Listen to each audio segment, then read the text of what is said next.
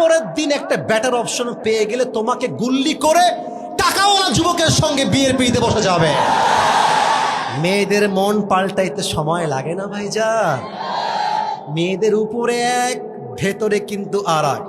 উপরে বলবে তোমাকে ছাড়া কেউ ভালো লাগে না, তুমি ছাড়া কেউ নাই।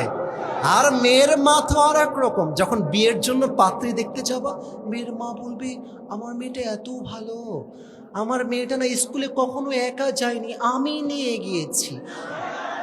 আমার মেয়ে না কলেজেও একা যায়নি, আমি নিয়ে গিয়েছি।